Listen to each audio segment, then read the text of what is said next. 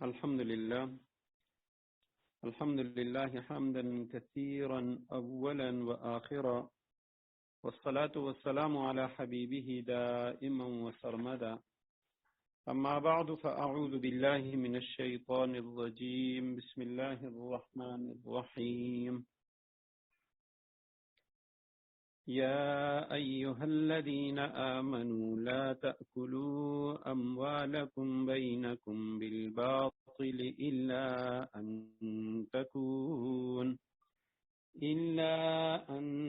تكون تجارة عن تراض منكم ولا تقتلوا أنفسكم إن الله كان بكم رحيما. صدق الله العظيم. اللهم صل على سيدنا محمد النبي الأمي وأزواج أمهات المؤمنين وذريته وأهل بيته كما صليت على آل إبراهيم إنك حميد مجيد. اللهم صل على محمد النبي الأمي وعلى آله وأصحابه وبارك وسلم. رب زدني علما، رب اشرح لي صدري ويسر لي أمري واحلل عقدة من لساني يفقهوا قولي. سورہ نساء آیت نمبر 29 ہے. یا ایھا الذین آمنوا، اے ایمان والو، لا تأکلوا اموالکم بینکم بالباطل، آپس میں ایک دوسرے کے مال ناحق طریقے سے نہ کھاؤ، الا ان تکون تجارۃ عن تراض منکم، الا یہ کہ کوئی تجارت باہمی رضامندی سے وجود میں آئی ہو تو وہ جائز ہے. وَلَا تَقْتُلُوا أَنفُسَكُمْ، اور اپنے آپ کو قتل نہ کرو. ان اللہ کان بکم رحیما، یقین جانو اللہ تم پر بہت مہربان ہے. آیت کریمہ پہ گزشتہ کل ہم نے کچھ گفتگو کی تھی کہ سب سے پہلی بات تو ہم نے یہ پڑھی تھی کہ جس طرح باطل طریقے سے غیر کا مال کھانا جائز نہیں، خود اپنا مال بھی باطل طریقے سے خرچ کرنا درست نہیں. اور اس کے بعد دوسری بات کہ باطل طریقے سے کوئی مال کھانے کی جو تشریح ہے اس کی تفصیل ہے کہ کون سے طریقے تجارت کے وہ باطل ہیں اور کون سے طریقے ہیں جو تجارت کے جائز طریقے ہیں. اور پھر کسب معاش کے جو ذرائع ہیں ان میں تجارت کا سب سے افضل و بہتر ہونا حدیث کی روشنی میں،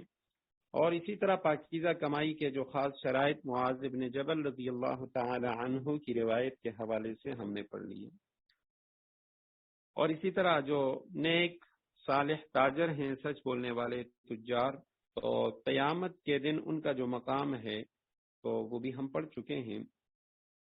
البتہ آخر میں ایک اور مسئلہ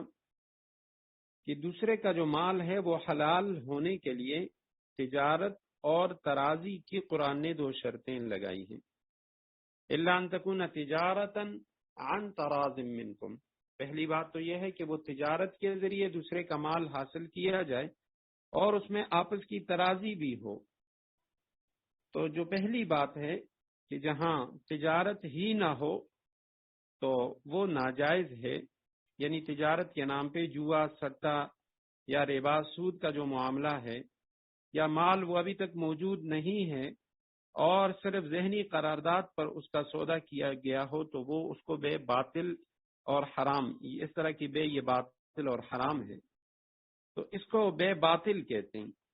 اسی طرح اگر تجارت ہے یعنی مال کے بدلے میں مال ہے، جس چیز کو بیچا یا خریدا جا رہا ہے وہ ہے تو مال، لیکن اس میں فریقین کی رضامندی نہ ہو تو ایسی جو بے ہے اس کو بے فاسد کہا جاتا ہے، یہ بھی ناجائز ہے. پہلی جو صورت ہے کہ جس میں وہ تجارت ہی نہ ہو جیسے جوا، سٹا، سود وغیرہ، تو اس کو بے باطل کہا جاتا ہے. اور دوسری صورت جس میں تجارت تو ہو، مال کے بدلے میں مال ہو،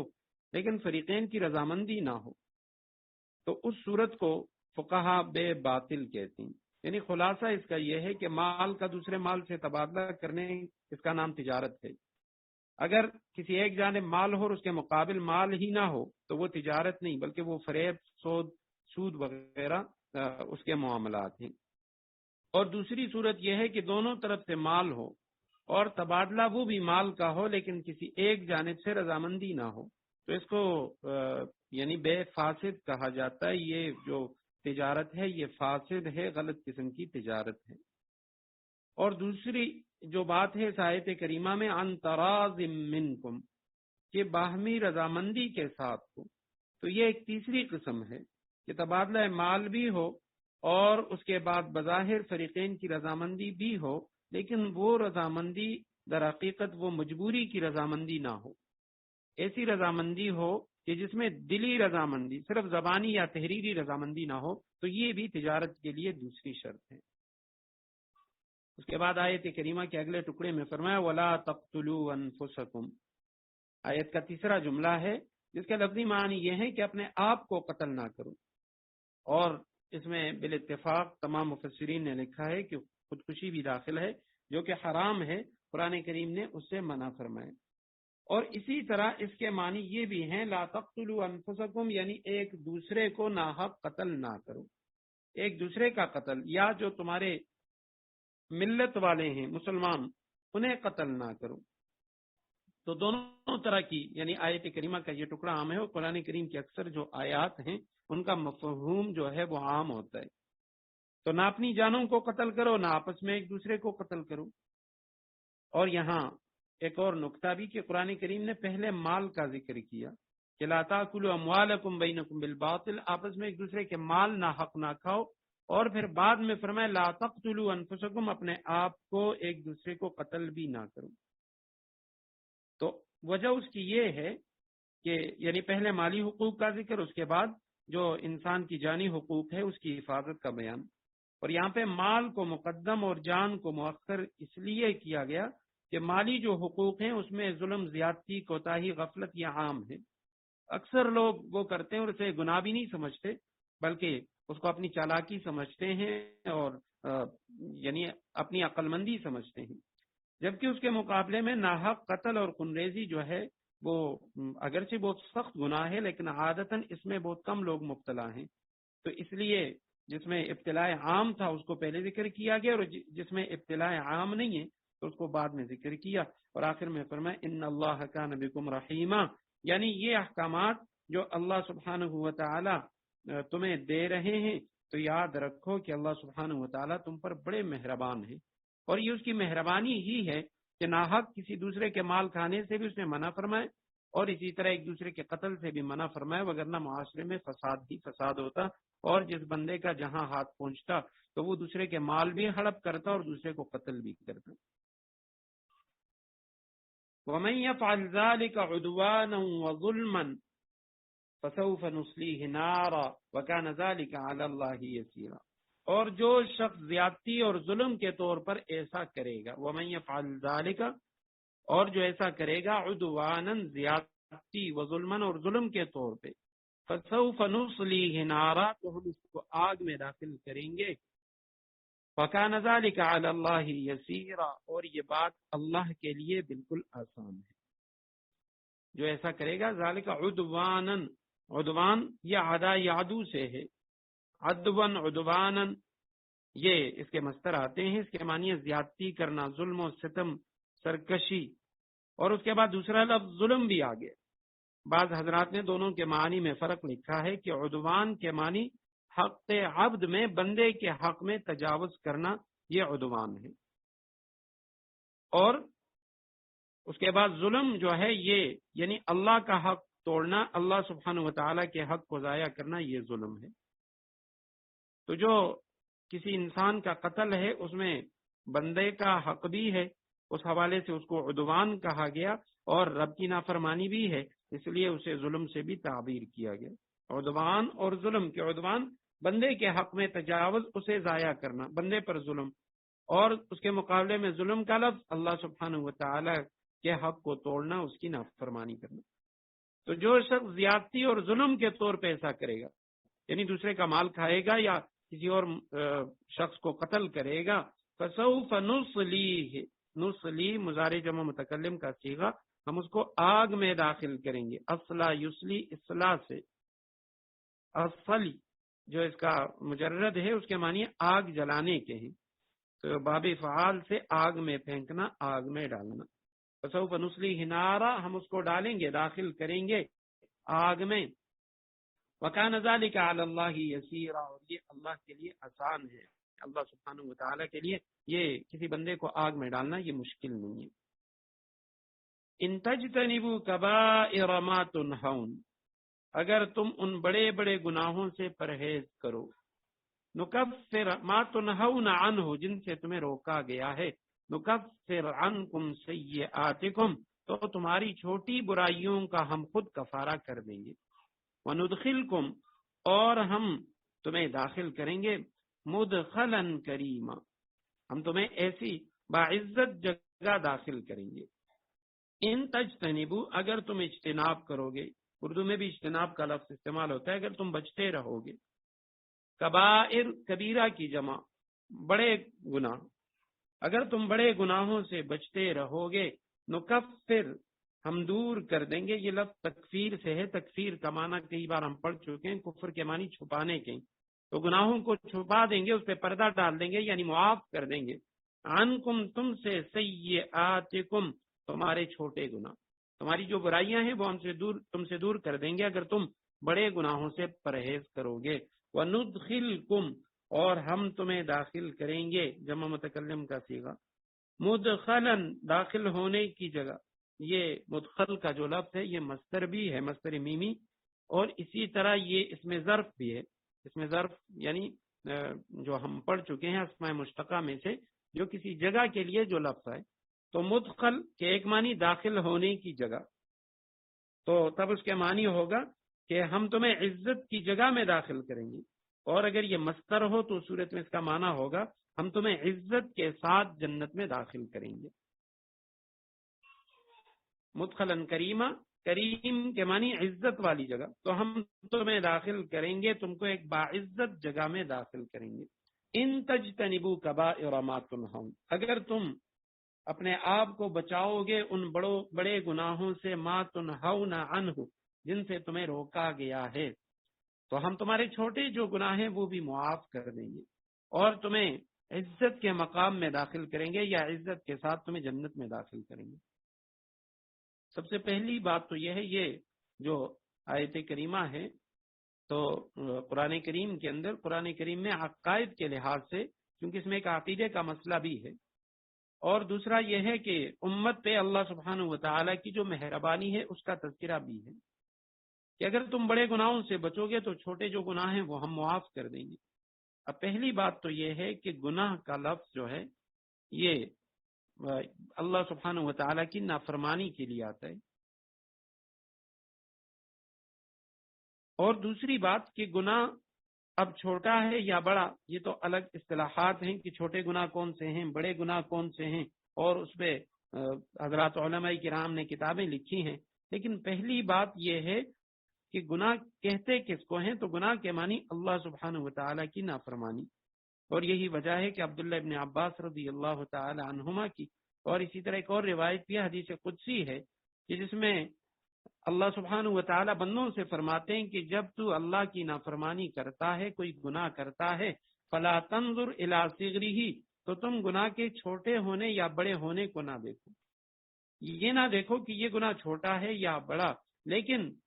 اسے دیکھو کہ الی من عصیتہ، تو کس کی نافرمانی کر رہا ہے، نافرمانی کس کی ہو رہی ہے اس کی طرف دیکھنا چاہیے، گناہ کے چھوٹے یا بڑے ہونے کو نہیں دیکھنا چاہیے۔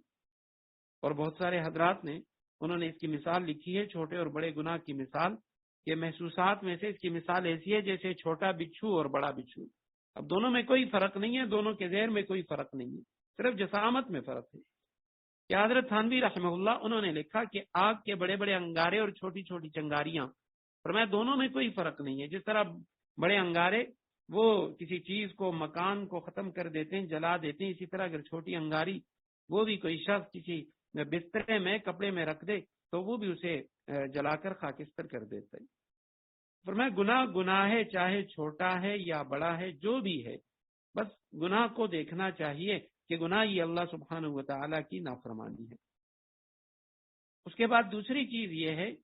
کہ گناہ صغیرہ اور کبیرہ کی بحث، تو گناہوں کی یہ دو بڑی قسمیں ہیں، کچھ کو کبیرہ کہا جاتا ہے بڑے گناہ، اور کچھ گناہوں کو صغیرہ چھوٹے گناہ کہا جاتا ہے، اور یہ بھی ہم نے پڑھ لیا کہ اگر کوئی شخص ہمت کر کے بڑے گناہوں سے، کبیرہ گناہوں سے بچ جائے تو اللہ کا وعدہ ہے کہ ان کے صغیرہ گناہوں کو وہ خود معاف فرما دیں گے۔ اور کبیرہ گناہوں سے بچنے میں یہ بھی داخل ہے کہ جو احکامات قرآن کریم کے اندر ملے ہیں، اوامر ہیں، فرائض و واجبات، ان کو ادا کرنا، اور اسی طرح فرائض و واجبات اس کا ترک کرنا، یہ خود ایک کبیرہ گناہ ہے۔ تو جو واجبات، فرائض، ان کی ادائیگی یہ لازم ہے، ادا نہ کرنا یہ بھی گناہ کبیرہ ہے، اور تمام وہ کام جن سے منع کیا گیا قرآن کریم کے اندر امر کے ذریعے یا نہیں کے ذریعے، یا جس پر کوئی وعید سنائی گئی، تو ایسے کاموں سے اپنے آپ کو بچانا یہ بھی لازمی ہے، کیونکہ یہ بھی کبیرہ گناہ ہے۔ اور گناہ کبیرہ اور صغیرہ اس کی بحث میں جانے سے پہلے یہ بھی ہم پڑھ لیں کہ اعمال صالحہ جو ہے، نیک اعمال، یہ چھوٹے گناہوں کا کفارہ ہو جاتے ہیں۔ مسلم شریف کی روایت میں آپ صلی اللہ علیہ وسلم نے فرمایا کہ جب کوئی شخص وضو بناتا ہے تو وضو کرتے وقت جب جن جن اعضاء کو وہ دھوتا رہتا ہے، ان اعضاء سے کیے ہوئے جو چھوٹے گناہ ہوتے ہیں وہ دھل جاتے ہیں، ختم ہو جاتے ہیں۔ چہرے کے گناہ، آنکھ، کان، ناک کے گناہ، اور اسی طرح کلی کر لی تو زبان کے گناہ، اور پاؤں دھو لیے تو پاؤں کے گناہ وہ دھل گئے۔ مسجد کی طرف چلتا ہے تو ہر قدم پہ گناہوں کا کفارہ ہوتا ہے۔ تو جو چھوٹے گناہ ہیں یہ اعمال صالحہ، ان الحسنات یذہبن السیئات، کہ نیکیاں یہ چھوٹے جو گناہ ہیں ان کو ختم کر دیتی ہیں۔ اور جو بڑے گناہ ہیں تو وہ نیک اعمال کے ذریعے وہ ختم نہیں ہوتے، ان کے لیے توبہ ضروری ہے، توبہ کرنا یہ لازم ہوتا ہے۔ البتہ کچھ احادیث ایسی ہیں جن میں بعض خاص اعمال کا ذکر ملتا ہے کہ جن سے بڑے گناہ بھی معاف ہو جاتے ہیں۔ جس طرح ایک حدیث مبارکہ ہے، آپ صلی اللہ علیہ وسلم نے فرمایا کہ اگر کسی شخص کا انتقال ہو جاتا ہے اور انتقال کے بعد جو شخص اس کی چارپائی کو اٹھا کے قبرستان کی طرف لے کے جا رہا ہے، جنازے کو اٹھا کے قبرستان کی طرف لے کے جاتا ہے، اور اس کے جو 4 پائے ہیں تو ان میں سے ہر پائے کے نیچے وہ 10 قدم لے لیتا ہے، پہلے سر کی جانب دائیں طرف، پھر بائیں طرف، پھر پاؤں کی جانب دائیں اور بائیں، یہ 10 قدم لے لیتا ہے تو کفر اللہ عنہ 40 کبیرۃ، اللہ سبحانہ و تعالیٰ اس کے 40 کبیرہ گناہ معاف فرماتے ہیں۔ تو اس حدیث کے اندر باقاعدہ کبیرہ گناہ کا لفظ ہے کہ اللہ سبحانہ و تعالیٰ وہ اس عمل سے معاف فرماتے ہیں۔ باقی علماء کا اس پر اتفاق ہے کہ کبیرہ گناہوں کے لیے توبہ لازمی ہے، توبہ کے بغیر یہ معاف نہیں ہوتے۔ دوسری بات یہ ہے کہ یہاں آیت کریمہ میں جس طرح اس کے ظاہر سے یہ مفہوم ہوتا ہے کہ اگر کوئی شخص بڑے گناہوں سے بچے گا تو اس کے چھوٹے گناہ نیک اعمال کے ذریعے یا اللہ سبحانہ و تعالیٰ اپنے فضل سے خود بخود معاف فرما دیں گے۔ اور اس کا جو مفہوم مخالف ہے وہ یہ ہے کہ اگر کوئی شخص بڑے گناہوں سے نہیں بچتا، کسی کبیرہ گناہ کا ارتکاب کرتا ہے، تو اس کے جو چھوٹے گناہ ہیں وہ بھی اس کے نیک اعمال سے معاف نہیں ہوتے، یعنی وضو، نماز وغیرہ سے اس کے چھوٹے گناہ معاف نہیں ہوتے۔ یہ معتزلہ کا مسلک ہے، اور وہ کہتے ہیں کہ بھئی جو بھی شخص کسی کبیرہ گناہ کا مرتکب ہے، اس نے کوئی کبیرہ گناہ کیا تو پھر اس کے جو چھوٹے گناہ ہیں وہ بھی معاف نہیں ہوتے۔ اہل سنت والجماعت ان کا مسلک یہ ہے، وہ فرماتے ہیں کہ بھئی کبیرہ گناہ وہ اپنی جگہ پہ وہ توبہ سے معاف ہوتے ہیں، لیکن جو چھوٹے گناہ ہیں یہ نیک اعمال سے یا اللہ سبحانہ و تعالیٰ اپنے فضل سے معاف فرما دیتے ہیں۔ اور یہاں جو آیت کریمہ میں فرمایا ان تجتنبوا کبائر، تو فرمایا یہاں کبائر سے مراد بعض حضرات نے لکھا ہے کہ شرک مراد ہے۔ اگر تم شرک سے بچو گے تو اللہ سبحانہ و تعالیٰ دیگر جو تمہارے چھوٹے گناہ ہیں وہ تمہارے نیک اعمال کے ذریعے اللہ سبحانہ و تعالیٰ معاف فرما دیں گے۔ اب یہ بات کہ جو کبیرہ گناہ ہیں اس کی تعریف کیا ہے، کبیرہ گناہ کون کون سے ہیں؟ تو صغیرہ گناہ جن کو عام طور پہ ہم چھوٹے گناہ کہتے ہیں کبیرہ کے مقابلے میں آتا ہے، اور علماء امت نے اس مسئلے پر کبیرہ گناہوں کے اوپر مستقل کتابیں لکھی ہیں، اس کی تعریفات پہ اور اسی طرح اس کی قسموں پر۔ تو مطلق گناہ وہ نام ہے ایسے کام کا جو اللہ کے حکم اور اس کی مرضی کے خلاف ہو۔ اس کے بعد دوسری بات کہ آیا جو کبیرہ گناہ ہیں وہ کون سے ہیں؟ تو کبیرہ گناہ ہر اس گناہ کو کہا جاتا ہے کہ جس گناہ پر قرآن کریم میں کوئی شرعی حد یعنی سزا دنیا میں مقرر کی گئی ہے، یا جس گناہ پر قرآن کریم نے لعنت کے الفاظ آئے ہوئے ہیں، یا جس پر جہنم وغیرہ کی وعید آئی ہے، تو اس طرح کے جو گناہ ہیں ان سب کو گناہ کبیرہ کہا جاتا ہے۔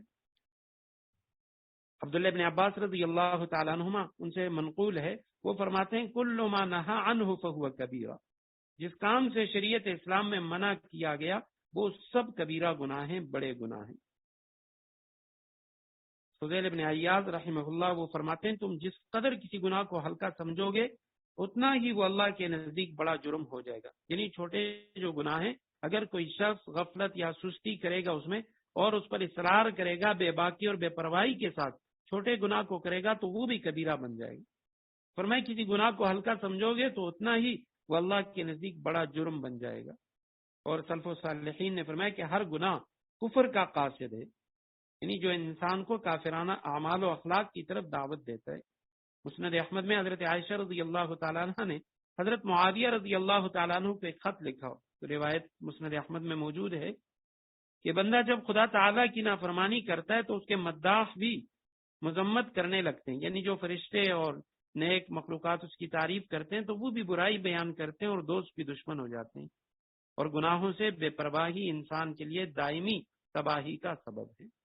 اور اسی طرح حضرت عائشہ رضی اللہ تعالیٰ عنہ ہی کی روایت کہ جب کوئی شخص گناہ کرتا ہے تو دل پر ایک سیاہ نقطہ لگ جاتا ہے، اگر توبہ اور استغفار کر لیا تو یہ نقطہ مٹ جاتا ہے، وگرنہ وہ توبہ نہ کرنے کی وجہ سے اور گناہ میں آگے بڑھنے کی وجہ سے وہ نقطہ بڑھتا رہتا ہے یہاں تک کہ اس کے پورے دل پہ چھا جاتا ہے۔ اور فرمایا قرآن میں جو فرمایا کلا بل ران علی قلوبہم ما کانوا یکسبون، یعنی ان لوگوں کے دلوں پر زنگ لگا دیا ہے ان کے اعمال بد نے۔ فرمایا آیت کریمہ سے یہی مراد ہے کہ گناہ پر گناہ کرتے کرتے یہاں تک کہ پورا کا پورا دل جو ہے وہ کالا ہو جاتا ہے۔ حضرت ابن عباس رضی اللہ تعالیٰ عنہ کے سامنے کسی نے کبیرہ گناہوں کی تعداد 7 بتائی کہ جی جو بڑے گناہ کبیرہ وہ 7 ہیں، تو آپ نے فرمایا 7 نہیں 700 کہا جائے تو زیادہ مناسب ہے۔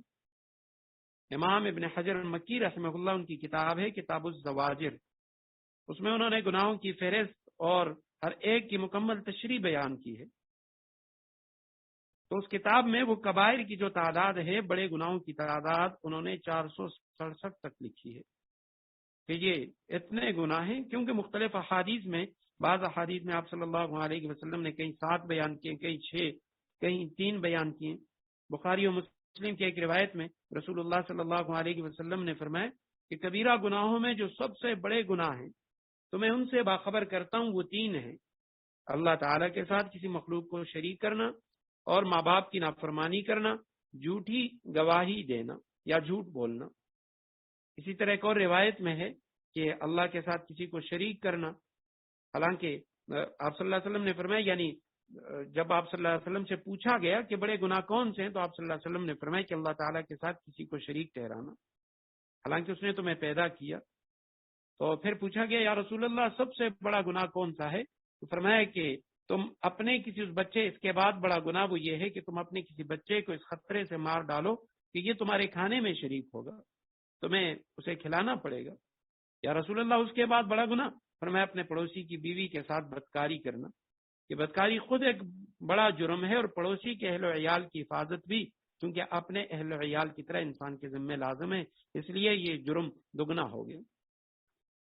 اسی طرح ایک حدیث میں آپ صلی اللہ علیہ وسلم نے فرمایا ماں باپ کو گالیاں دینا یہ کبیرہ گناہ ہے۔ اور اسی طرح ایک روایت میں فرمایا کہ شرک کرنا، قتل ناحق، یتیم کا مال، اور اسی طرح سود کی آمنی، میدان جہاد سے بھاگنا، پاک دامن عورتوں پر تہمت لگانا، ماں باپ کی نافرمانی کرنا، بیت اللہ کی بے حرمتی کرنا، یہ تمام جو گناہ ہیں یہ گناہ کبیرہ ہے۔ تو اب گناہ کبیرہ یعنی اس کی کوئی خاص ہمارے پاس اس طرح کی لسٹ نہیں ہے، جس طرح امام ابن حجر مکی رحمہ اللہ انہوں نے نقل کی ہے، تو وہ احادیث سے جو مختلف احادیث ہیں ان سے انہوں نے نقل کیے کہ فلاں حدیث کے اندر اس کو بڑا گناہ کہا گیا، یا قرآن کے اندر اس پہ وعید آئی ہوئی ہے، یا لعنت کا ذکر ہے۔ ایک حدیث میں آپ صلی اللہ علیہ وسلم نے فرمایا جس شخص نے بغیر کسی شرعی عذر کے 2 نمازوں کو ایک وقت میں جمع کر دیا تو وہ کبیرہ گناہوں کا مرتکب ہوا، یعنی کسی نماز کو اپنے وقت میں نہ پڑھا بلکہ قضا کر کے دوسری نماز کے ساتھ پڑھ لی۔ اور اسی طرح ایک روایت میں آپ صلی اللہ علیہ وسلم نے فرمایا کہ اللہ کی رحمت سے مایوس ہونا یہ بھی گناہ کبیرہ ہے، اور اس کے عذاب و سزا سے بے فکر اور بے خوف ہو جانا بھی گناہ کبیرہ ہے۔ رحمت سے مایوس ہونا بھی کبیرہ گناہ، اور عذاب و سزا سے بے فکر اور بے خوف ہو جانا یہ بھی گناہ کبیرہ۔ اور ایک روایت میں فرمایا کہ وارث کو نقصان پہنچانے کے لیے اس کا جو حصہ ہے میراث میں وہ کم کرنے کے لیے کوئی وصیت کرنا، یہ بھی کبائر میں سے۔ صحیح مسلم کی ایک روایت ہے، آپ صلی اللہ علیہ وسلم نے فرمایا کہ تباہ و برباد ہو جائے وہ شخص، 3 مرتبہ آپ صلی اللہ علیہ وسلم نے یہ الفاظ ارشاد فرمائے کہ تباہ و برباد ہو جائے، خواب و خاسر ہو جائے۔ تو حضرت ابو ذر غفاری رضی اللہ تعالیٰ عنہ نے عرض کیا، یا رسول اللہ، یہ کن لوگوں کے بارے میں آپ بددعا دے رہے ہیں، کن کے بارے میں آپ فرما رہے ہیں کہ وہ تباہ و برباد ہو جائے؟ تو آپ صلی اللہ علیہ وسلم نے فرمایا، ایک وہ شخص جو تکبر کے ساتھ پاجامہ یا تہبند یا کرتا وہ ٹخنوں سے نیچے لٹکاتا ہے، جس کے پائنچے وہ ٹخنوں سے نیچے ہوتے ہیں مردوں کے، تو ایک وہ شخص، اور دوسرا وہ آدمی جو اللہ کی راہ میں کچھ خرچ کر کے پھر احسان جتلائے، اور وہ بوڑھا کہ جو بوڑھا ہونے کے باوجود بدکاری میں مبتلا ہو۔ چوتھے نمبر پہ وہ آدمی جو بادشاہ یا افسر ہونے کے باوجود جھوٹ بولے، اور 5واں وہ آدمی جو عیالدار ہونے کے باوجود تکبر کرے، اور 6 نمبر پہ وہ آدمی جو کسی امام کے ہاتھ پر محض دنیا کی خاطر بیعت کرے۔ اسی طرح چغل خور کے متعلق فرمائے وہ جنت میں نہیں جائے گا، اور شرابی، ماں باپ کا نافرمان، رشتہ داروں سے بلا وجہ قطع تعلق کرنے والا، احسان جتلانے والا، جنات، شیاطین یا دوسرے ذرائع سے غیب کی خبریں بتانے والا، دیوس یعنی اپنے اہل و عیال کو بے حیائی سے نہ روکنے والا۔ اسی طرح آپ صلی اللہ علیہ وسلم نے فرمایا، اللہ نے لعنت کی اس شخص پر جو کسی جانور کو اللہ کے سوا کسی اور کے لیے قربان کرے، کسی اور کے نام پہ جانور کو ذبح کرے۔ تو یہ یعنی بعض وہ کبائر ہیں کہ جن پہ نبی علیہ السلام نے جن کے کا حدیث میں ذکر فرمایا، تو فرمایا ان تجتنبوا کبائر ما تنہون، اگر تم بچو گے ان بڑے بڑے گناہوں سے، ما تنہون عنہ، جن سے تمہیں روکا گیا، اگر ان سے اپنے آپ کو بچاؤ گے تو نکفر عنکم سیئاتکم، تمہاری چھوٹی برائیوں کا ہم خود کفارہ کر دیں گے، معاف کر دیں گے، تمہاری نیکیوں کی وجہ سے، نیک اعمال کی وجہ سے، یا محض اللہ اپنے فضل سے۔ وَنُدْخِلْكُمْ مُدْخَلًا كَرِيمًا، اور تم کو ایک باعزت جگہ داخل کریں گے۔ سورہ نجم کے اندر بھی اس سے ملتی جلتی آیت ہے، وَالَّذِينَ يَجْتَنِبُونَ كَبَائِرَ الْإِثْمِ وَالْفَوَاحِشِ إِلَّا اللَّمَمَ، کہ جو بڑے گناہوں سے، بے حیائی کے کاموں سے اپنے آپ کو بچاتے ہیں، سوائے چھوٹے گناہوں کے کہ وہ ان سے ہو جاتے ہیں۔ اس کا مطلب یہ نہیں ہے کہ جو چھوٹے گناہ ہیں وہ کرنے چاہیے، مطلب یہ ہے کہ خاص طور پہ بڑے گناہوں سے اپنے آپ کو بچانا چاہیے، اور جو چھوٹے گناہ ہیں اگر یعنی خدا نخواستہ ہو بھی جاتے ہیں تو اللہ سبحانہ و تعالیٰ وہ نیکیوں کے ذریعے معاف فرما دیتے ہیں، لیکن چھوٹے گناہوں پر اصرار کرنا اور اس پہ دوام، استمرار اختیار کرنا، علماء نے لکھا ہے اس سے وہ بھی گناہ کبیرہ بن جاتا ہے، بڑا گناہ بن جاتا ہے۔ وَلَا تَتَمَنَّوْا مَا فَضَّلَ اللَّهُ بِهِ بَعْضَكُمْ عَلَى بَعْضٍ، اور جن چیزوں میں ہم نے تم کو ایک دوسرے پر فوقیت دی ہے ان کی تمنا نہ کرو۔ لِلرِّجَالِ نَصِيبٌ مِّمَّا اكْتَسَبُوا، مرد جو کچھ کمائی کریں گے ان کو اس میں سے حصہ ملے گا۔ وَلِلنِّسَاءِ نَصِيبٌ مِّمَّا اكْتَسَبْنَا، عورتیں جو کچھ کمائی کریں گی ان کو اس میں سے حصہ ملے گا۔ وَاسْأَلُوا اللَّهَ مِن فَضْلِهِ، اللہ سے اس کا فضل مانگا کرو۔ ان اللہ کان بکل شیء علیما، بے شک اللہ ہر چیز کو خوب جاننے والا ہے۔ ولا تتمنوا، مضارع نہیں کا صیغہ ہے، یعنی روکا جا رہا ہے کہ تم آرزو مت کرو، ہوس نہ کرو۔ تمنی کا جو لفظ ہے اس کا اکثر استعمال وہ بے حقیقت چیز کے تصور کرنے کے لیے ہوتا ہے، کوئی ایسی چیز جو بے حقیقت ہو، جو بندہ اپنے کسب کے ذریعے کما نہ سکتا ہو، حاصل نہ کر سکتا، اس چیز کے متعلق جو آرزو ہوتی ہے تو اسے کہا جاتا ہے تمنا، کہ تم ایسی چیزوں کی تمنا نہ کرو، ما فضل اللہ بہ بعضکم علی بعض، جس میں ہم نے تم کو ایک دوسرے پر فوقیت دی ہے، فضیلت دی ہے۔ للرجال نصیب، مردوں کے لیے حصہ ہے، مما اکتسبوا، جو انہوں نے کمایا، ماضی کا صیغہ ہے، ما وہ جو اکتسبوا انہوں نے کمایا، وللنساء اور عورتوں کے لیے نصیب حصہ ہے، مما اکتسبنا جمع مؤنث غائب کا صیغہ، جو انہوں نے کمائی کی ہے اس میں سے ان کا حصہ ہے۔ واسألوا اللہ من فضلہ، کہ اللہ سے سوال کرو، مانگو، من فضلہ اللہ کا فضل، اللہ سبحانہ و تعالی سے اس کا فضل مانگا کرو۔ ان اللہ کان بکل شیء علیما، یقیناً بے شک اللہ سبحانہ و تعالی اللہ کو ہر چیز معلوم ہے، اللہ ہر چیز کا علم رکھتا ہے۔ تو ولا تتمنوا ما فضل اللہ، اس آیت کریمہ کا جو شان نزول ہے وہ یہ ہے کہ اس سے پہلے ہم نے میراث کے متعلق احکام پڑھ لیے، تو ان میں یہ بتایا گیا کہ میت کے جو ورثہ ہیں مرد اور عورت ہوں تو میت کی طرف سے جو رشتے کی نسبت ہے ایک ہی طرح کی ہو تو مرد کو عورت کی نسبت دگنا حصہ ملتا ہے۔ اسی طرح اور بھی کئی فضائل ہیں جو مردوں کے لیے ثابت ہیں۔ تو حضرت ام سلمہ رضی اللہ تعالی عنہا نے اس پر ایک دفعہ نبی کریم صلی اللہ علیہ وسلم سے عرض کیا کہ ہم کو آدھی میراث ملتی ہے اور بھی فلاں فلاں فرق ہم میں اور مردوں میں ہے۔ ان کا مقصد وہ اعتراض کرنا نہیں تھا، بلکہ ان کی تمنا تھی کہ اگر ہم لوگ بھی مرد ہوتے اور مردوں کے فضائل ہمیں بھی حاصل ہو جاتے، جہاد کرتے ہیں وہ عورتوں پہ جہاد نہیں ہے، تو اس طرح کی جو تمنا اور آرزو تھی یہ ان کی طرف سے سامنے آئی۔ اور ایک عورت نے حضور صلی اللہ علیہ وسلم سے عرض کیا، صحابیہ نے، کہ مرد کو میراث میں دگنا حصہ ملتا ہے، عورت کی شہادت بھی مرد سے نصف ہے، تو کیا عبادات و اعمال جو ہیں ان میں بھی ہمیں آدھا ثواب ملتا ہے اور مردوں کو پورا ثواب ملتا ہے؟ تو اس موقع پہ قرآن کریم کی یہ آیت کریمہ نازل ہوئی جس میں دونوں قولوں کا جواب دیا گیا، حضرت ام سلمہ رضی اللہ تعالیٰ عنہا کا قول کا بھی اور اسی طرح اس عورت کے قول کا بھی جواب ہوا۔ تو سب سے پہلے فرمایا کہ لا تتمنوا ما فضل اللہ، تم تمنا نہ کرو جو فضیلت اللہ نے دی ہے تم میں سے بعض کو بعض پر۔ دو طرح کی چیزیں ہوتی ہیں، ایک اختیاری امور ہوتے ہیں، ایک غیر اختیاری امور ہوتے ہیں۔ اب جو اختیاری امور ہوتے ہیں اس میں تو بندہ کسی اور کے ساتھ وہ اس پہ فضیلت حاصل کر سکتا ہے جو اپنے کسب سے وہ کسی کام کو کر لیتا ہے، لیکن جو غیر اختیاری امور ہیں ان میں انسان کا بس نہیں چلتا۔ نبوت یہ غیر اختیاری امور میں سے کہ اللہ سبحانہ و تعالیٰ اپنے فضل سے جسے چاہتے ہیں نبی بنا دیتے ہیں۔ کوئی شخص اپنے عمل کی وجہ سے، نیکیوں کی وجہ سے نبی نہیں بن سکتا۔ تو کوئی شخص اگر لاکھ آرزو کرے، وہ چاہے کہ میں نبی بن جاؤں، تو وہ نبی نہیں بن سکتا۔ اسی طرح انسانوں میں سے کسی شخص کا مرد ہونا، عورت ہونا، یہ غیر اختیاری امور ہیں۔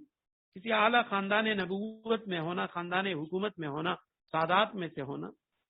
یا حسین و خوبصورت ہونا، تو یہ تمام وہ چیز ہیں کہ جو غیر اختیاری امور ہیں، اور جو غیر اختیاری امور ہیں ان میں منع کیا جا رہا ہے کہ تم یہ تمنا نہ کرو۔ عورت یہ تمنا نہ کرے کہ میں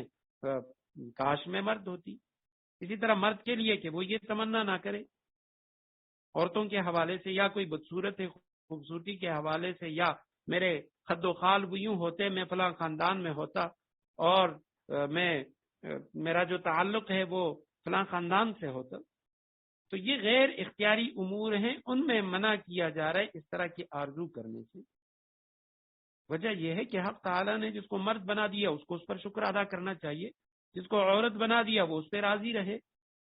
اور یہ خیال کرے کہ اگر وہ مرد ہو جاتی تو شاید مردوں کی ذمہ داریاں وہ پورا نہ کر سکتی اور گناہگار ہو جاتی۔ اسی طرح اگر کسی کو اللہ نے خوبصورت پیدا کیا، وہ اس پر شکر گزار ہو کہ اس کو ایک نعمت ملی ہے۔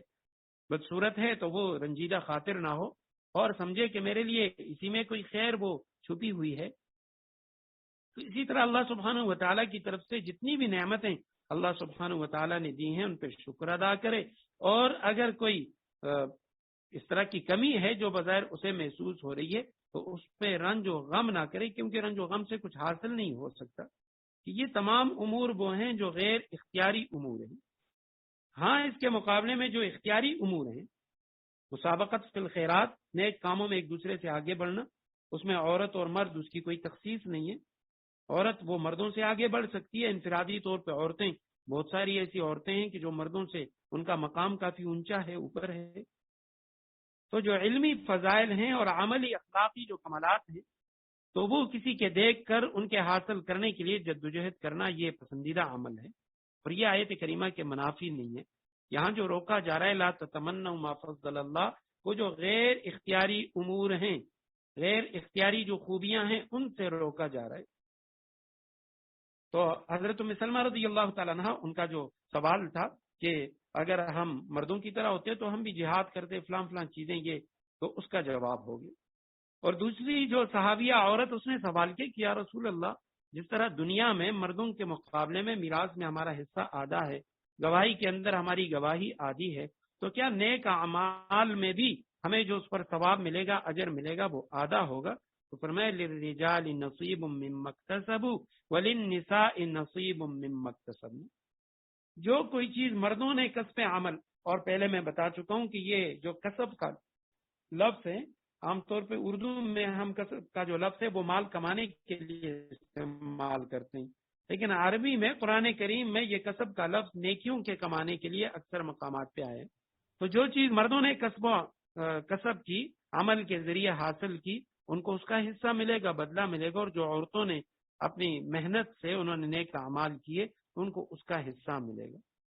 تو آخرت میں یا ان کے نیک اعمال کے حوالے سے اس میں کوئی کمی نہیں ہوگی، بلکہ ہر شخص کے عمل میں، چاہے وہ مرد ہے یا عورت ہے، اس نے جو بھی عمل کیے۔ اور قرآن کریم میں دوسرے مقام پہ تو اللہ سبحانہ وتعالی نے مرد اور عورت دونوں کا ذکر کیا، من عمل صالحا من ذکر او انثى، نیک اعمال چاہے مرد یا عورت جو بھی اختیار کرے تو اس کو اس کا جو اجر ہے وہ اس کے اخلاص اور اس کی جو نیت ہے اسی کے بقدر اس کو ملے گا۔ للنساء نصیب مما اکتسبن واسألوا اللہ من فضلہ، اللہ سبحانہ وتعالی سے اس کا فضل مانگو، اللہ سبحانہ وتعالی سے اس کے فضل کا سوال کرو۔ اب اس میں یہ ہدایت دی جا رہی ہے کہ کسی کو کسی کے کمال میں اپنے سے زائد دیکھو کہ بھی فلاں وہ بڑا عالم ہے، میں بھی عالم ہوتا، فلاں بڑا مالدار ہے، میرے پاس بھی اتنے پیسے ہوتے، فلاں کے پاس بڑی ڈگری ہے، عہدہ ہے،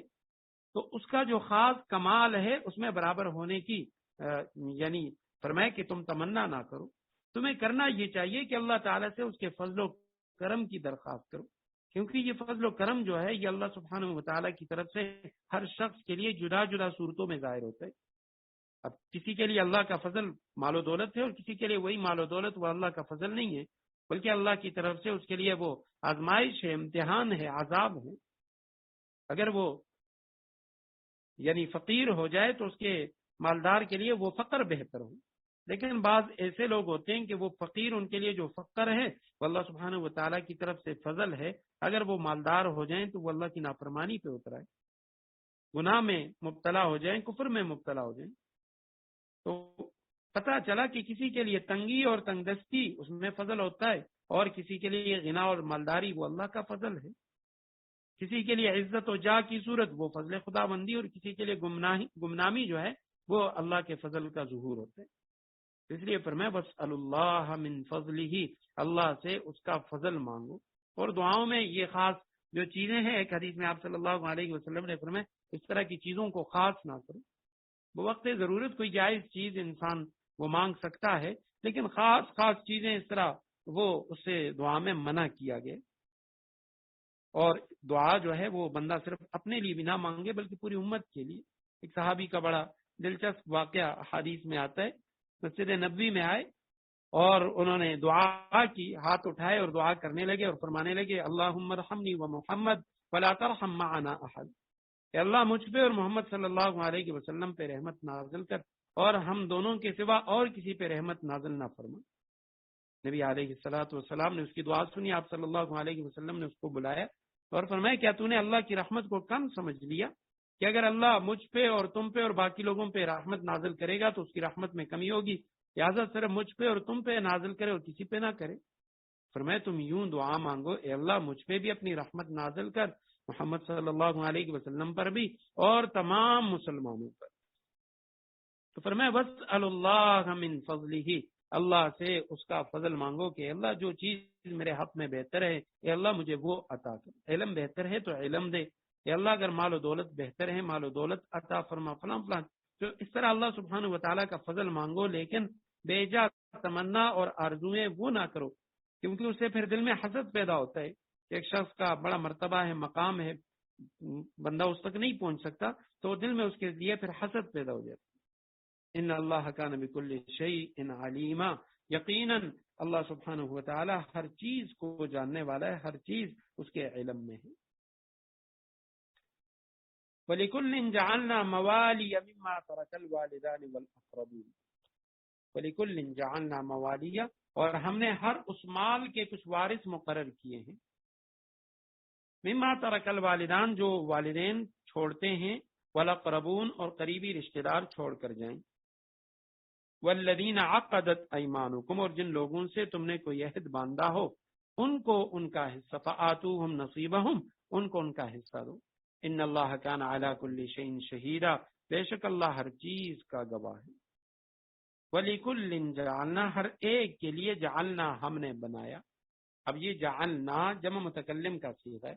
اگر اس پہ ہم جعلنا پڑھیں گے تو جعل جو ہے وہ واحد مذکر غائب کا صیغہ فعل کے وزن پہ، تو جعلنا اس کے معنی یہ ہوں گے کہ جعل اس نے بنایا نا ہمیں، اور جعلنا کے معنی ہے کہ ہم نے بنایا، تو دونوں کے معنی میں زمین و آسمان کا فرق ہے۔ تو اس لیے قرآن کریم میں جہاں کہیں اس طرح کے الفاظ آتے ہیں تو ساکن کو متحرک یا متحرک کو ساکن، اس میں احتیاط کرنا چاہیے۔ وَلِكُلٍّ جَعَلْنَا، ہر ایک کے لیے ہم نے بنایا، اور جعلنا کے معنی اس نے ہمیں بنایا، جسے ہم پڑھتے ہیں وہ جعلنا مسلمین، کھانے کے بعد کی جو دعا ہے کہ اطعمنا الحمدللہ الذی اطعمنا وسقانا وجعلنا مسلمین، تمام تعریفیں اس اللہ کے لیے جس نے ہمیں کھلایا پلایا اور مسلمان بنایا۔ تو جعلنا اس نے ہمیں بنایا، اور جعلنا ہم نے بنایا۔ وَلِكُلٍّ جعلنا، ہر ایک کے لیے ہم نے بنایا موالی، موالی مولا کی جمع ہے، اور اس کے جو معنی ہیں وہ مختلف ہیں۔ چچا کے جو بیٹے ہیں ان کو بھی موالی کہا جاتا ہے، امام بغوی رحمہ اللہ نے لکھا ہے۔ اسی طرح امام مجاہد وہ فرماتے ہیں عصبات، یعنی رشتہ داروں میں سے جو فرائض ہیں، اصحاب الفرائض، جن کے حصے قرآن نے متعین کیے ہیں، اس کے بعد جو مال جن لوگوں کو ملتا ہے تو وہ جو لوگ ہیں ان کو عصبات کہا جاتا ہے، فرماتے ہیں وہ مراد ہیں۔ بعض نے لکھا ہے کہ کلالہ مراد ہے، جس کے بارے میں ہم نے پڑھ لیا کہ جس کے نہ والدین زندہ ہو نہ اولاد کوئی نہ ہو، اس کو کلالہ کہتے ہیں۔ بعض کہتے ہیں عام وارث مراد ہے، آقا مالک، تو یہاں اس سے مراد جو ہیں وہ ورثہ ہیں۔ وَلِكُلٍّ جَعَلْنَا مَوَالِيَ، ہم نے ہر اس مال کے کچھ وارث مقرر کیے ہیں، موالی کا معنی وارث۔ مما ترک الوالدان، جو چھوڑا الوالدان والدین نے، والاقربون قریبی رشتہ داروں نے، والذین اور ان لوگوں نے، عقدت ایمانکم جن لوگوں سے تم نے کوئی عہد باندھا ہو، فآتوہم نصیبہم تو تمہارے والدین یا قریبی رشتہ دار جو مال چھوڑ جائیں تو جن لوگوں سے تم نے عہد باندھا ہے ان کو بھی ان کا حصہ دو۔ عقدت کے معنی اس نے باندھا، عقدہ گرا باندھنا، عقدہ اصل میں عربی میں گرا کو کہتے ہیں، عقدہ، عقد اس کی جمع ہے، قرآن کریم میں ہے نفاسات فی العقد، گروں میں پھونکے مارنے والی عورتیں، نفاسات فی العقد، وہ عقد کا لفظ یہی عقدہ کی جمع ہے، گرہیں،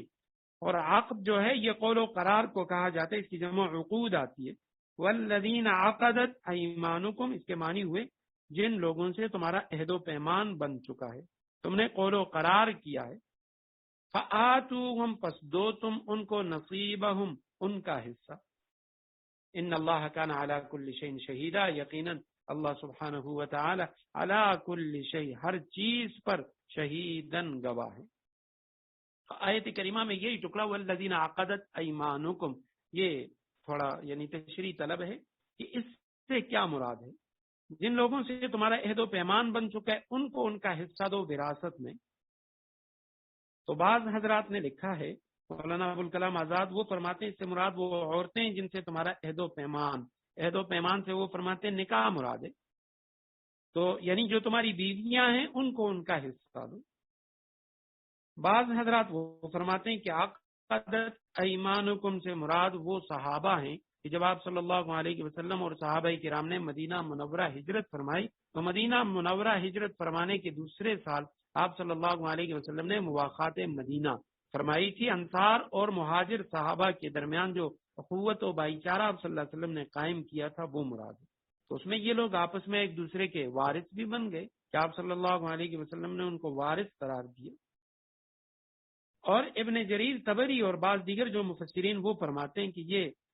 آیت کریمہ میں یہاں عقدت ایمانکم سے مراد وہ وعدہ ہے، وہ معاہدہ ہے جو تم ایک دوسرے کے لیے اسلام ایک دوسرے کی مدد کے لیے اسلام سے قبل دو لوگوں نے یا دو قبائل نے آپس میں کیے تھے، یا بعض حضرات نے کہا ہے کہ اس سے مراد وہ وصیت ہے کہ جو تم لکھ لیتے ہو کسی کے لیے کہ فلاں کے لیے میرے مرنے کے بعد میرے مال میں سے 1/3 میں سے اس کو اتنا مال دیا جائے، تو پھر میں ان لوگوں کو ان کا حصہ دوں۔ اب یہ جو یعنی جن لوگوں نے اس سے وہ مواخات مدینہ والی صورت مراد لی ہے کہ انصار اور مہاجرین ان کو آپ صلی اللہ علیہ وسلم نے آپس میں ایک دوسرے کا وارث قرار دیا۔ ابن کثیر، علامہ ابن کثیر اور اس طرح دیگر بعض حضرات مفسرین کرام نے یہ لیا ہے، تو وہ فرماتے ہیں کہ ابتدا میں یہ حکم تھا لیکن بعد میں یہ حکم منسوخ ہو گیا، اور اس کے لیے جو ناسخ ہے وہ سورہ انفال کی آیت نمبر 75 ہے، وَأُولُو الْأَرْحَامِ بَعْضُهُمْ أَوْلَى بِبَعْضٍ، کہ جو قریبی رشتہ دار ہیں، جو رحمی رشتہ دار ہیں، وہ آپس میں ایک دوسرے کے مال کے زیادہ حقدار ہیں۔ تو وَأُولُو الْأَرْحَامِ بَعْضُهُمْ أَوْلَى بِبَعْضٍ وہ آیت ناسخ ہے، اور یہ آیت کریمہ وہ کہتے ہیں منسوخ ہے کہ یہ حکم اب باقی نہیں ہے، لیکن ابن جریر طبری وہ حضرات کہتے ہیں یہ محکم ہے، یہ آیت کریمہ منسوخ نہیں ہے، اور اس سے وہی معاہدہ اور جو وصیت وغیرہ یہ مراد ہے۔ الرجال قوامون علی النساء بما فضل اللہ بعضهم علی بعض، یہاں سے سورہ نساء کا جو 6واں رکوع ہے وہ شروع ہو رہا ہے، اور اسی طریقے سے جو مسورات کے احکامات ہیں اسی کا ذکر ہے، عورتوں کے فضائل اور اسی طرح معاشرے کے اندر عورت کا جو مقام ہے اور مردوں کی جو نگرانی ہے، مردوں کو جو نگران مقرر کیا ہے اس کا ذکر ہے، اور پھر مرد اور عورت کے درمیان، میاں اور بیوی کے درمیان اگر کوئی لڑائی جھگڑے کی صورت پیدا ہو جائے تو اس صورت میں ان کے درمیان لڑائی جھگڑے کو رفع کرنے کی جو صورتیں قرآن کریم نے اس آیت کریمہ میں اس رکوع کی پہلی آیت میں بیان کی۔ الرجال قوامون علی النساء بما فضل اللہ بعضهم علی بعض، فرمایا مرد عورتوں پر نگران ہیں، بما فضل اللہ بعضهم علی بعض، کیونکہ اللہ نے ان میں سے ایک کو دوسرے پر فضیلت دی ہے، وبما انفقوا من اموالهم، اور کیونکہ مردوں نے اپنے مال خرچ کیے ہیں، فالصالحات، چنانچہ نیک عورتیں، قانتات، فرما بردار ہوتی ہیں، حافظات للغیب بما حفظ اللہ، مرد کی غیر موجودگی میں، حافظات للغیب مرد کی غیر موجودگی میں، بما حفظ اللہ اللہ کی دی ہوئی حفاظت سے اس کے حقوق کی حفاظت کرتی ہیں، واللاتی تخافون، اور جن عورتوں سے تمہیں سرکشی کا اندیشہ ہو، ڈر ہو کہ وہ تخافون نشوزہن، بدخوئی کا ڈر ہو، سرکشی کا اندیشہ ہو، فعظوہن، پہلے انہیں سمجھاؤ، وہجروہن فی المضاجع، اس سے یعنی اس کی اصلاح نہ ہو تو انہیں خوابگاہوں میں تنہا چھوڑ دو، وضربوہن، اور اس سے بھی اصلاح نہ ہو تو انہیں مار سکتے ہو، فإن اطعنکم، اور پھر اگر وہ تمہاری بات مان لیں، فلا تبغوا علیہن سبیلا، ان کے خلاف کاروائی کا کوئی راستہ تلاش نہ کرو، ان اللہ کان علیا کبیرا، یقین رکھو اللہ سب کے اوپر سب سے بڑا ہے۔ الرجال، رجال رجل کی جمع ہے، رجل مرد کو کہتے ہیں، رجال اس کی جمع ہے، مرد جمع، قوامون یہ قوام کی جمع ہے، مبالغے کا صیغہ ہے، نگران، سرپرست، محافظ، مصلح، یہ اس کے معنی ہے۔ اصل میں عربی میں قوام یا قیم اس شخص کو کہتے ہیں جو کسی فرد یا ادارے یا نظام کے جو معاملات ہیں اس کو درست حالت میں چلانے اور اس کی نگہبانی اور حفاظت کرنے اور اس کی جو ضروریات ہوتی ہیں اس کے مہیا کرنے کا ذمہ دار ہوتے ہیں، یعنی فرد، کسی فرد کا نگران یا کسی ادارے کا، اس کا جو نگران ہوتا ہے، اس کی جو نگرانی کرنے والا ہوتا ہے اس کو قوام یا قیم کہتے ہیں۔ عربی میں جو وارڈن ہوتا ہے عام طور پہ ہاسٹلوں کے اندر، تو عربی میں اسے قیم کہا جاتا ہے کیونکہ وہ بھی نگرانی کرتا ہے۔ الرجال قوامون علی النساء، مرد یا عورتوں پر نگران ہیں، بما فضل اللہ جو اللہ نے فضیلت بڑھائی دی ہے، بعضهم علی بعض بعض کو بعض پر، وبما انفقوا اور بوجہ اس کے بھی، انفقوا وہ خرچ کرتے ہیں، جمع مذکر غائب کا صیغہ ہے، من اموالہم اپنے مالوں میں سے، فالصالحات پس نیک بیویاں، صالحتن کی جمع ہے صالحات، قانتاتن یہ بھی اس میں فاعل جمع مؤنث کا صیغہ ہے، قانتاتن کی جمع، فرما بردار، اطاعت گزار، قنوت سے ہے خضوع اور عاجزی کرنے والا، قرآن کریم میں ہے کل لہ قانتون، سب اس کے فرما بردار ہیں۔ تو فالصالحات پر جو نیک عورتیں ہوتی ہیں، قانتاتن وہ تابعدار ہوتی ہیں، فرما بردار ہوتی ہیں،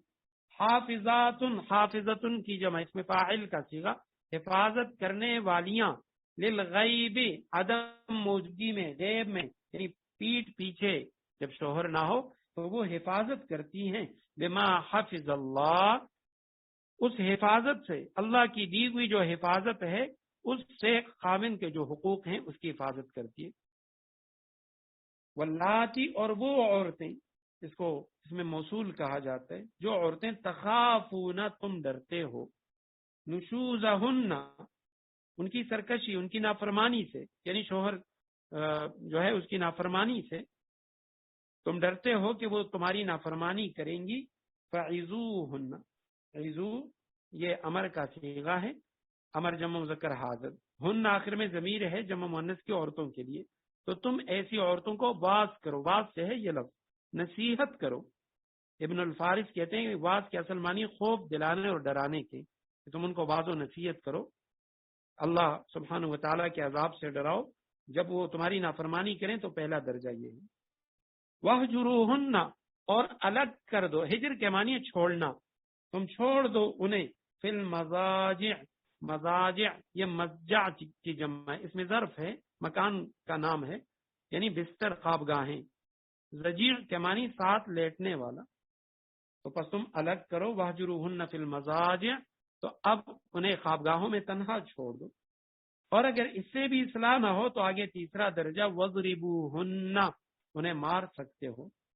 تم ان کو مارو، فَإِن پس اگر اطعنا وہ تمہاری فرمانبرداری کریں، جمع مؤنث غائب کا اطعنا، وہ تمہاری اطاعت کریں، کم ضمیر ہے تمہاری اطاعت کریں، فلا تبغوا تم مت تلاش کرو،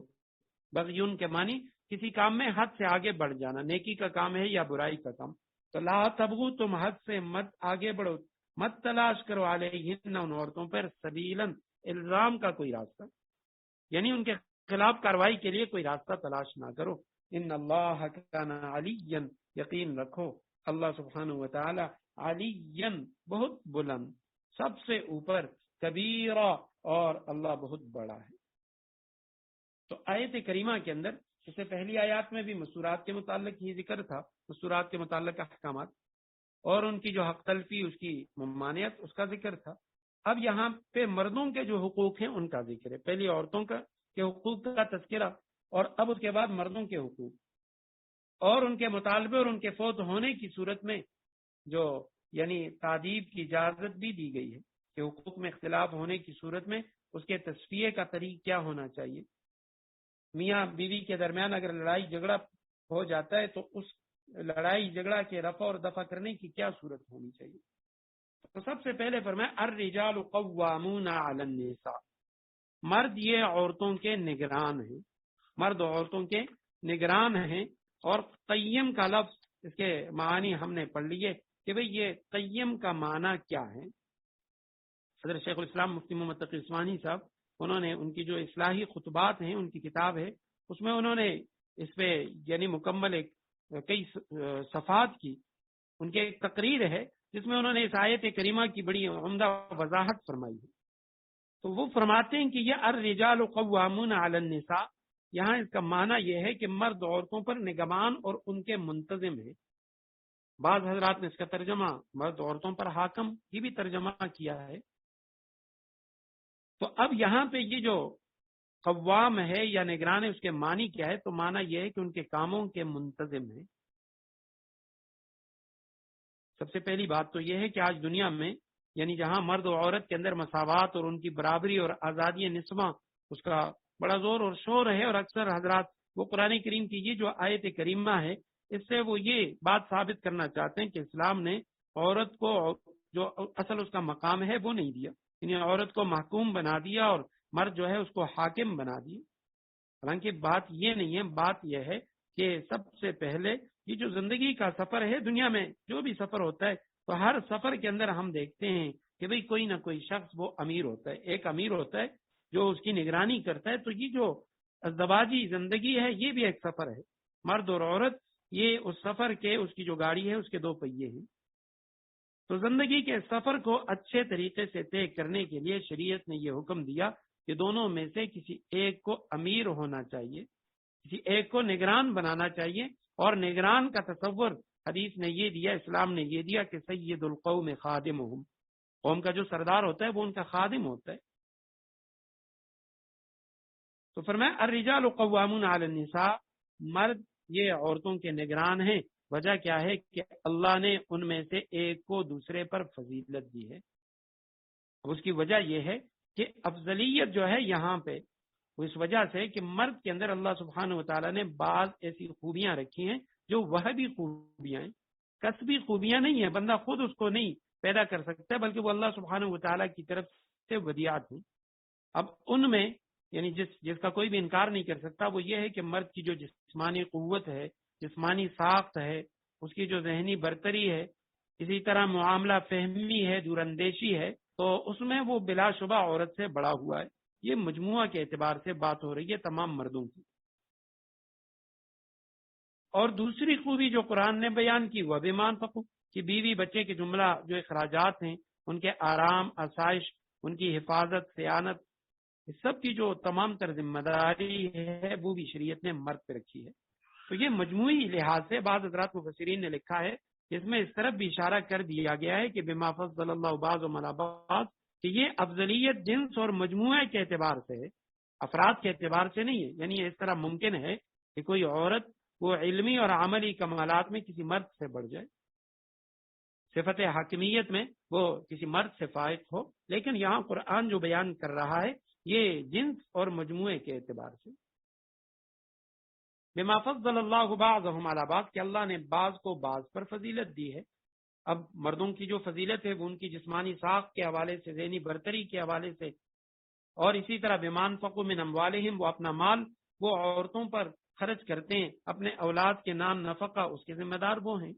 عورتوں پر یہ ذمہ داری نہیں ڈالی گئی۔ آپ صلی اللہ علیہ وسلم نے حدیث میں ارشاد فرمایا کہ عورت کی جو تخلیق ہے وہ یعنی جو بائیں پسلی ہے اس سے عورت کی تخلیق ہے۔ اور اگر تم اسی طرح، کیونکہ پسلی کی خاصیت یہ ہے کہ وہ ٹیڑھی ہوتی ہے اور اس کا اصل جو حسن ہے اس کے ٹیڑھے پن میں ہے، تو عورت کو بھی شریعت نے یعنی ناز و نخرے یہ عورت کے اندر فطری طور پہ ودیعت کیے گئے ہیں۔ تو لہٰذا فرمایا اگر تم ان سے اسی طرح فائدہ اٹھا سکتے ہو تو فائدہ اٹھاؤ، لیکن اگر تم انہیں ٹھیک کرنے کی کوشش کرو گے تو اسے توڑ دو گے، اور آپ صلی اللہ علیہ وسلم نے فرمایا اس کا توڑنا وہ طلاق دینا ہے۔ اگر تم یہ چاہو کہ عورت بالکل سیدھی ہو جائے تو اس طرح نہیں ہو سکتا۔ اللہ سبحانہ و تعالیٰ نے اس کی فطرت کے اندر یہ چیزیں ودیعات رکھی ہیں، اور مرد کو جو فضیلت دی ہے وہ اس وجہ سے کہ مرد ان چیزوں کو برداشت کر سکتا ہے، اسے برداشت کرنے کا حکم دیا گیا۔ فالصالحات قانتات حافظات، یہاں سے عورتوں کی فضیلت کا ذکر ہے کہ مردوں کی افضلیت، اس کے لیے قرآن کریم نے تو یہ انداز اختیار کر لیا کہ بعض کو بعض پر فضیلت ہے، لیکن ساتھ عورتوں کی فضائل کے عورتوں میں سے کون سی عورتیں جو افضل ہیں ان کا ذکر، اور اس کے بعد مرد اور عورت کے درمیان اگر کوئی لڑائی جھگڑے والی صورت پیدا ہوتی ہے تو اس کی تصفیے کا ذکر بیان ہو رہا ہے۔ تو انشاءاللہ آیت کریمہ کے باقی ٹکڑے پر آئندہ درس میں گفتگو کریں گے۔ اللہ سبحانہ و تعالی ہمیں عمل کی توفیق نصیب فرمائے۔ وآخر دعوانا ان الحمد للہ رب العالمین۔